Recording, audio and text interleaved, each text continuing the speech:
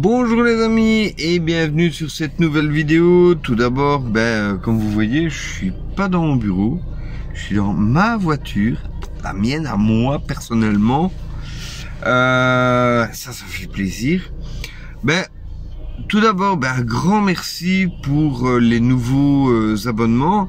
Merci, bienvenue aux nouveaux abonnés. Merci de rejoindre votre chaîne YouTube, celle qui vous explique un petit peu comment ça se passe ici à l'île Maurice, comment vivre ici correctement à l'île Maurice, comment l'île Maurice ça se passe tout simplement.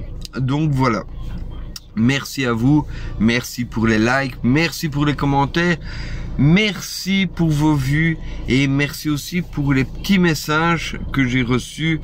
Ça fait vraiment chaud au cœur de voir que que je deviens un petit peu un membre de votre famille, puisque quand vous avez appris que il y avait eu le cyclone Bellal, et j'ai eu plein de messages par WhatsApp, Messenger et autres, me demandant comment je vais, s'il y a des dégâts, comment se passe ici à l'île Maurice dans mon coin, si ma famille, tout le monde va bien, etc., etc. Ça fait vraiment plaisir. Donc juste petite parenthèse à ce sujet. De mon côté, ça va, ça se passe pas trop mal. On n'a pas eu spécialement de dégâts. On a eu un petit peu d'inondation pas trop loin de chez moi, dans la route royale, la main road. Pas inondation comme vous avez pu voir éventuellement sur les réseaux. Au niveau de Port-Louis, on a eu juste une trentaine de centimètres pendant une petite journée, la fameuse journée de lundi. Voilà, on n'a pas eu de gros problèmes. Beaucoup de vent, voilà, ce cyclone était quand même assez important et a amené quand même pas mal de problèmes, notamment à Port-Louis, mais certainement aussi sur d'autres coins comme Flic-en-Flac et autres. Maintenant, voilà, je ferme la petite parenthèse. Tout s'est bien passé pour nous.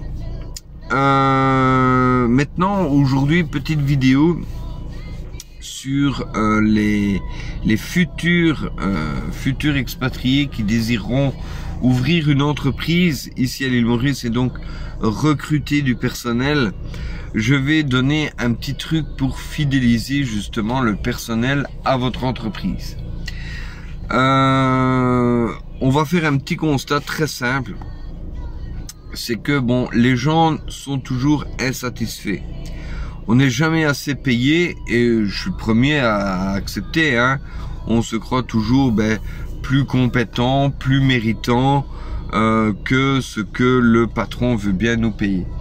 Donc, ce qu'il y a, c'est que si on est insatisfait par rapport au salaire, on doit avoir une compensation.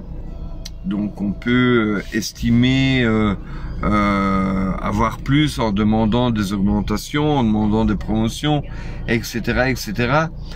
Mais il y a une autre alternative, puisque imaginons que vous ayez 5 employés, que vous augmentiez tous de 1000 roupies chacun parce qu'ils ont rempli les objectifs, etc. Ça va vous coûter 5000 roupies par mois, au bout de 6 mois 30 000 roupies. Chaque année, ça sera éventuellement rebelote. Donc ça ne pourra aller qu'en augmentant. Maintenant, vous pouvez très bien mettre, on va dire ça comme ça, des challenges en place du style, si on atteint les objectifs, on organise une sortie, tout simplement. Ça ne doit pas empêcher à récompenser individuellement les personnes qui sont les plus méritantes ou qui tirent l'équipe vers le haut. Mais une sortie ou une activité, un team building qui récompense l'ensemble de l'équipe aura plus d'impact sur le long terme qu'une simple promotion. Pourquoi? Parce que l'aspect émotionnel va rentrer dans l'affaire, je vais dire ça comme ça. Et tous bons commerciaux savent que les choix les plus importants sont faits par l'émotionnel et non par le rationnel. Un achat se fait sur l'émotion, sur la prise de position qui est dirigée par l'émotionnel. On achète un iPhone pour se sentir mieux, pour être parmi l'élite. On va acheter une paire de nouvelles Nike, les Nike Air Jordan, pour être parmi ceux qui ont les baskets les plus rares, les plus élitistes possibles. On va acheter une BMW pour être une bonne personne, avoir de bonnes performances, etc., etc.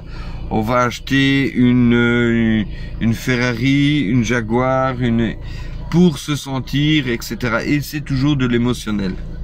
Donc tout ça pour dire que si vous rétribuez une personne financièrement par une promotion, par un bonus, etc., ça va avoir un impact émotionnel direct, mais très court. Alors que si vous faites une sortie, que ce soit dans un restaurant pour les fêtes de Noël par exemple, on va organiser une sortie dans un restaurant et une journée juste avant dans un hôtel, un fun day par exemple, ou un barbecue sur la plage, ou une sortie